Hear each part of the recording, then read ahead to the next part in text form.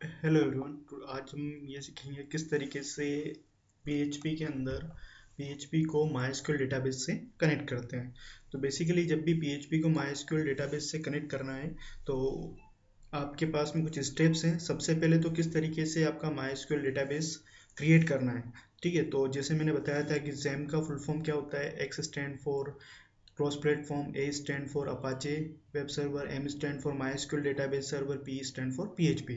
तो सबसे पहले माइस्क्यूएल डेटाबेस कैसे बनाते हैं, तो उसके लिए आप यहाँ पे लिखोगे local host slash P H P माई एडमिन। ठीक है, local host slash P H P माई एडमिन। तो जैसे आप local host slash P H P माई एडमिन ओपन करोगे तो आपका माई एसक्यूएल डेटाबेस क्या हो जाएगा, ओपन हो जाएगा। Basically what is database? Database is an collection of table, group of information that is called as database.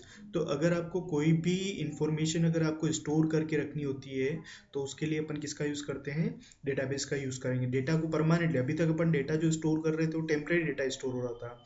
आपका जो डेटा स्टोर हो रहा था परमानेंटली डेटा स्टोर नहीं हो रहा था। अब डेटा को आपको क्या करना है, परमानेंटली क्या करना है, डेटा को स्टोर करके रखना है। तो जब भी आपको डेटा को परमानेंटली स्टोर करना है तो उसके लिए आपको क्या करना पड़ेगा, माई डेटाबेस क्रिएट करना पड़ेगा। ठीक है, तो माई डेटाबेस कैसे बनाएंगे? सबसे पहले ये आपका माई डेटाबेस का फ्रंट एंड ओपन हो गया है। तो इस माई डेटाबेस के अंदर सबसे पहले आप डेटाबेस पे क्लिक करोगे।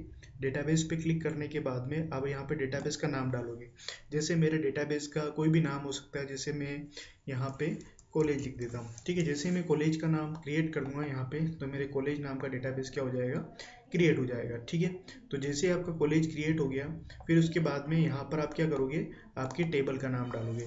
तो जैसे मेरी टेबल का नाम है स्टूडेंट। ठीक है, तो जैसे मैंने स्टूडेंट लिखा और यहाँ पे नंबर ऑफ कॉलम, तो जैसे मुझे यहाँ पर मेरा जो टेबल है उसके अंदर कितने कॉलम चाहिए, 4। तो मैंने 4 लिख दिए। जैसे फॉर एग्जांपल मेरे पास में 4 कॉलम, ठीक है, क्रिएट करने हैं तो मैंने 4 लिख दिया। अब आपको क्या करना है, जैसे ही क्रिएट पे क्लिक करेंगे तो ये फील्ड डिस्प्ले, सबसे पहला जो आपका फील्ड रखना है वो हमेशा आईडी रखना है। उसके बाद जैसे मैं एक फील्ड ले लेता हूँ नेम, एक ले लेता हूँ पासवर्ड और एक ले लेता हूँ जेंडर। ठीक है, ये 3 फील्ड मैंने ले लिया और एक आईडी। अब आईडी क्या होगा, आपका इंटीजर होगा। इनके डेटा टाइप चूज कर लेते हैं। नेम को वेयर केयर कर लिया, पासवर्ड को वेयर केयर कर लिया और जेंडर को भी वेयर केयर कर लिया। ठीक है, जिसके अंदर अपन कैरेक्टर में वैल्यू देनी है तो उसको अपन केयर या वेयर केयर कर सकते हैं। अब इंटीजर में लेन नहीं देना, वेयर केयर में लेन। नेम मैक्सिमम 40 कैरेक्टर या 50 कैरेक्टर का हो सकता है। पासवर्ड 20 या 30 कैरेक्टर का जो मैक्सिमम साइज है वो दे दो। जेंडर ज़्यादा ज़्यादा 10 कैरेक्टर दे दिया। ठीक है, ये सब साइज दे दी, मैक्सिमम साइज। अब क्या करा मैंने, इस जो आईडी है उसको ऑटो इंक्रीमेंट कर दिया और प्राइमरी की कर दिया। प्राइमरी की का मतलब ऐसा फील्ड जो डुप्लीकेट नहीं होगा और नल नहीं होगा, जो क्या नहीं होगा, डुप्लीकेट नहीं होगा और नल नहीं होगा, तो उसको प्राइमरी की कर दिया। तो जैसे आप प्राइमरी की ऑटो इंक्रीमेंट करेंगे तो इसका मतलब वो फील्ड आपका डुप्लीकेट नहीं होगा और नल नहीं होगा। अब मैंने यहाँ पे नीचे सेव पे क्लिक किया और आपका ये जो टेबल क्या हो जाएगा, क्रिएट हो जाएगा। जैसे मैं यहाँ पे सेव पे क्लिक करूँगा नीचे तो ये टेबल मेरा क्या हो गया, क्रिएट हो गया। जैसे ही मैं टेबल क्रिएट करूँगा तो ये इसका जो स्ट्रक्चर है वो दिख गया। जैसे आईडी के आगे की का सिंबल आ गया, मतलब ये क्या बन गई, प्राइमरी की बन गई। ठीक है, इसको आप डिलीट करना चाहते हैं किसी फील्ड को तो ड्रॉप पे क्लिक कर दीजिए।